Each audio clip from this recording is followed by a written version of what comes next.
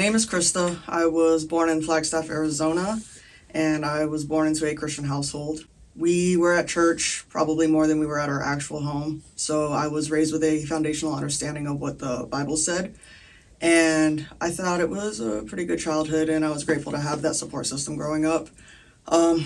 Within our household, though, there was a lot of turmoil. There was a lot of arguments between my parents due to my father's addictions and my mom's codependency issues. So we grew up with a lot of very loud noises. We were usually shielded from seeing it, but we heard it a lot. So I thought it was normal, so it didn't really traumatize me until I got a little bit older and understood that it was not a normal household. Nothing really happened until I turned 15. My mother ended up leaving temporarily. They separated, and I started to struggle with how I identified. Up until that point in my life, I had always confided in my mom about everything, and she ended up being my comforter and my protector, basically. So when she left the house, I just was lost.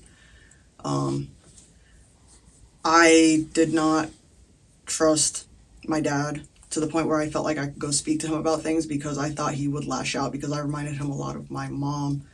So when she left, I kind of just started isolating and I began to self-harm. And the reason I thought I did that was because growing up in the church, I wouldn't so much listen to the sermons, but I did read the Bible a lot because I got bored in the church. So I did read a lot of verses about homosexuality being an abomination and something that's not allowed, basically, within our faith. And I was having same-sex attraction at the time. I do believe now that it was because I was lied to a lot growing up. I was told, due to the way that I questioned certain things about how a household was run, that it would make me become a lesbian. I was told that because I was into sports and dressed more masculine and I grew up a tomboy, that it meant that I was a lesbian. And for a long time I didn't know what that meant, but I started to internalize it and investigating it. And at a young age it made sense because I was like, I do like women. They're easy to talk to. I didn't think of it in a sexual nature, but I did internalize and start to grow. So around 15, I did start to self-hate, and that's when this self-harm started. I came out to my family, my dad and sister first, when I was 15. And at first I thought it was freeing because I thought I was being true to myself, but I was still in the faith at the time. So when I started to try to reconcile my same-sex attraction with my faith, I could not get the two to work together because it's just not the way that we were created. So I ended up turning my back on my faith, and that was the worst decision that I ever made. I figured if God couldn't love somebody like me, then why would I believe in a God who can't love me? So I became a self-proclaimed atheist shortly after I came out of the closet. That almost simultaneously, I felt a void within my being, and I started to chase things that I thought would fill that void. And at first it was alcohol.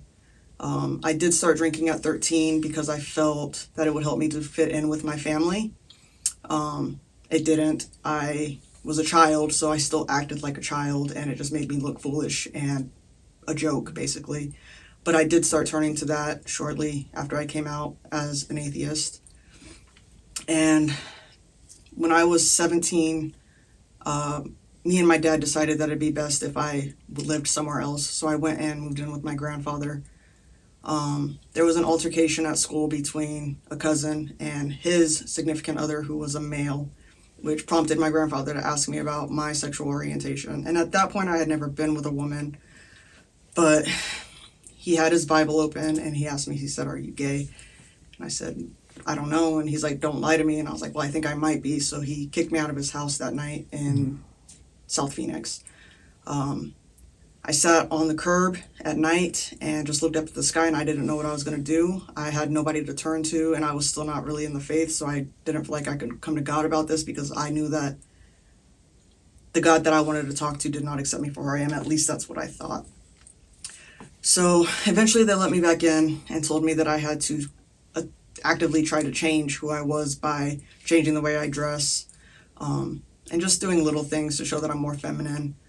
So I tried, but that just caused me to hate myself even more. So I started to abuse drugs. I started to take painkillers and Xanax and ecstasy, just anything that would give me a temporary leave from the reality that I found myself living in. And that just started a downward spiral that I would turn to anything that made me feel good to try to fill that void. But every time I took something, it's like it made the void bigger and nothing would satisfy that hole that I was feeling in my heart. After I graduated high school, I decided to join the military because I felt like I had nowhere to turn to. I didn't want to go home to my parents. I was upset with them and I couldn't stay with my grandfather anymore. And I had just got out of I was in a same-sex relationship, my first one, and that was chaotic to say the least. There was a lot of, in a homosexual relationship, from my perspective, there's no boundaries because we don't live by a standard. So there was a lot of just cheating and not faithfulness in the relationship. So when I joined the military, I was not in a good headspace at all. But I went in with the idea that I was going to be the best soldier I could be. So I made that my path and my purpose in life. And I did fine at first, but in the school I was in, I went for EOD, which is an extremely hard class, and I ended up failing the test with 80%, and I ended up getting kicked out of the program. But since a lot of people got kicked out, there was a long waiting period, and so I essentially got confined into the barracks for an extended period of time, and with no idea how long that period was going to be. So I resorted back to old habits, which was using and abusing drugs and alcohol to escape the reality again that I found myself living in, because I did not have anything else to turn to that I felt would help me. One night I took too much Ambien in an attempt to kill myself, and it didn't work. I woke up the next morning and I was angry, so I attempted to hang myself, and my battle buddy found me. And that was the first time I ended up in a behavioral health unit, aka the psych ward.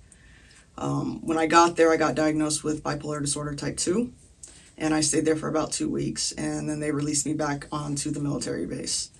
About a month after getting released from the hospital, I got a general discharge from the military for drug abuse because they said that the drugs that I took, I abused them before they can kill me, so I didn't get discharged with mental instability. So when I went home, I was resentful. I felt like everybody else was wrong, when in reality I was wrong for the decisions that I was making in my life. But I did not have that understanding at that time, so I took out my pain on the world. I wanted everybody else to feel what I was feeling. So I became not a nice person in the slightest. I did get a job after I got out, but I only got that job so that I could support my habit and not have to rely on anybody. So for the next year, I was never sober. I would go to work high, I would wake up and get high, and then I would do harder drugs when I didn't have any responsibility to perform for anybody. I ended up hanging out with a group of people because I was told that if I drink alone, that makes me an alcoholic, and I refused to have that label, so I would drink with other people. We did that for about 3 months before there was a sexual assault. We were all intoxicated, and things happened. I woke up after a blackout, undressed and not knowing what to do. So I ended up leaving, and I walked through the snow barefoot to get to my friend's house. And after that, I attempted to commit suicide one more time. And my sister intervened, and that was my second time going to the psych. At that point, I got diagnosed with bipolar disorder type 1. My parents decided it was time for me to come home, so I went and moved with them in Phoenix. By the time I got to Phoenix, I was so just destroyed. I didn't know what to do anymore. I was just existing to exist, and I made the decision at that time that I was no longer going to be the prey, but I was going to become the predator. And this is going to be the hardest thing to tell you, but I did continue to use and abuse, and I had no boundaries in my life anymore because I figured if everybody else could treat everybody else poorly, then why should I have to treat people with respect? So I got into a relationship with somebody who was 4 years younger than me. She was 17 at the time, and I was 21. I did that because I felt a sense of power in the relationship and that she couldn't hurt me, that I had control. And I know that it was wrong, and I still take a responsibility for that. And I do understand that if there's consequences in the future, I do accept those consequences, no matter what they may be, because I did do that. I ended up writing a letter to my therapist at the time with my intention of wanting to hurt other people. I had severe homicidal ideations. So that was my third time going to the psych. And when I went there, I got diagnosed with bipolar disorder type 1 with borderline personality disorder because they couldn't understand how I had this compassion for people, but I wanted to kill them at the same time. So I got borderline personality disorder tagged on to my diagnosis. The next couple of years was kind of a blur because I got put on these medications that essentially turned me into a zombie. I slept for 15 to 20 hours a day, and I would only get up to use the bathroom and eat, and everything else was just, it didn't matter anymore. I was essentially just existing once again. And so I don't really remember the next couple of years.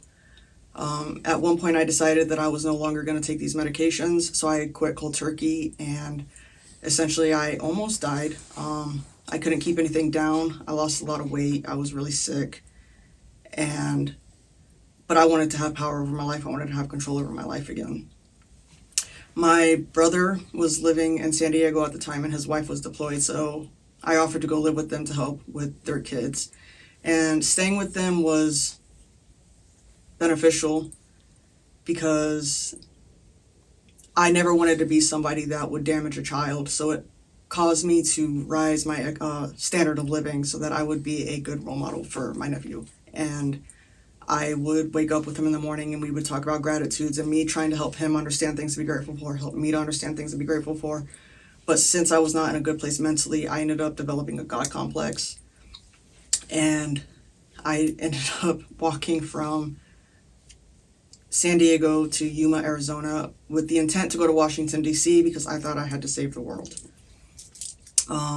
Backtracking a little bit, before I moved to San Diego, though, I did end up in the psych ward one more time. I cannot remember why I ended up there, but I did meet a man who came in to certain hospitals looking for candidates for his rehab center, and I fought him on going. I absolutely did not want to go, but he got me to say yes, so I ended up going to rehab.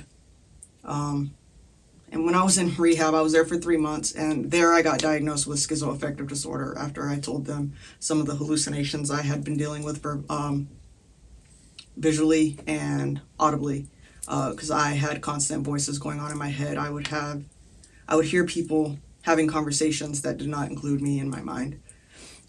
So that was before moving to San Diego. So after rehab, I was in a good state of mind. So watching my nephew seemed like a good idea, but then the God complex developed, and then the walk happened. So when I got back to Arizona, I decided that I wanted to keep pursuing this higher power that I learned about during rehab, going to AA. And I finally went back to what I originally knew, which was that Jesus Christ is the ultimate higher power, the only higher power that can actually change you. So I started to pursue that with a vigor, and I started going to my sister's church. And when I was there, the first day I went, I stared at the pastor. I did not blink. I wanted to hear everything he had to say because I wanted him to say something wrong so that I can have an excuse to go back out, and he didn't. Everything he said, it fed my soul, and it started to fill that hole that I was feeling for so long. And it was the first time that I felt at peace, but my flesh was still fighting it. So I acted crazy at that church. I would text the pastor in the middle of the night and tell them, like, I know what you did. And I just wanted them to lash out at me and say, leave. But instead, they showed me the love of Christ and they offered to baptize me. So I accepted, and my baptism was scheduled for like a month out. Within that month, my mental illness came back with a fervor. I ended up walking around Phoenix barefoot and throwing rocks at a door that I used to work at, and the police came, and I was nonverbal at the time. I did not communicate with them, so they arrested me and took me to an emergency psych ward When I was there, I got diagnosed with severe mental illness, so I received an SMI diagnosis, which stayed with me for a long time. But the day before the baptism, I told them, I said, I have to get out. I have something I need to do. So they released me on Saturday, and then Sunday morning, I got baptized. And when I got baptized, it did feel like everything that had happened just passed away and was left in the water, and I came out and I felt brand new. It was the best feeling I could possibly ever. I can't even explain it. So that night after the baptism, I went to a friend's house. It was a woman who I had previously been crossed boundaries with, and she also got baptized that day, and she said that she's never done communion, so we decided to do communion, and I walked her through it because I was familiar with it. And we sat there, and I just broke down. I felt so bad for everything I had done in my past because I knew that homosexuality was not what we were designed to do. So when I broke down to her, I was thinking of all the women that I had crossed that boundary with and committed sins with, and it just destroyed me. So I broke down. And then in that moment, I saw Christ, and he touched me and said, I forgive you. And the power that it was a force, it pushed me back. And that whole next day, it was like walking on a cloud. I can't even explain it, but it was the most freeing feeling. That whole day was just, it was a life-changing moment that day.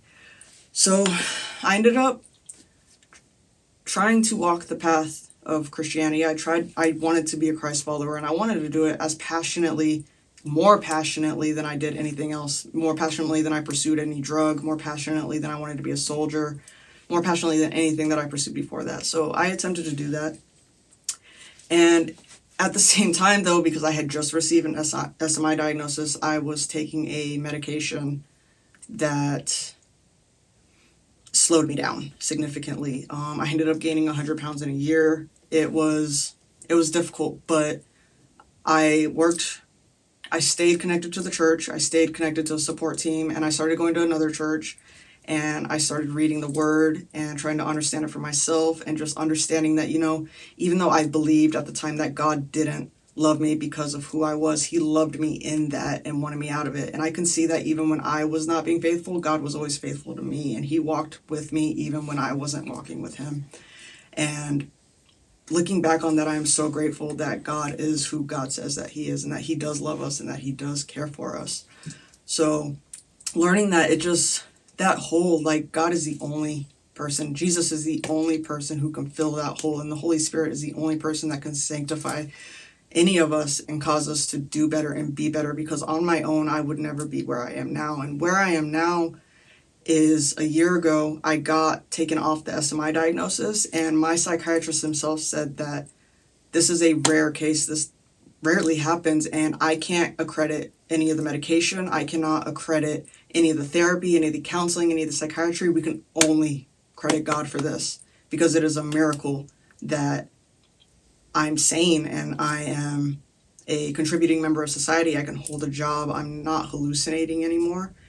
And life is ultimately good because God is good. And it's amazing. And if anybody does watch this, I would just say, we all are wanting to chase something, and we're willing to do anything to try to understand.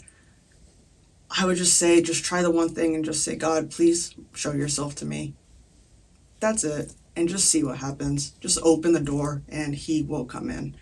So that's pretty much where I am now. And I look forward to the future. And this is the first time in my life that I'm not running away from something, but I'm running towards something. And it's Jesus. So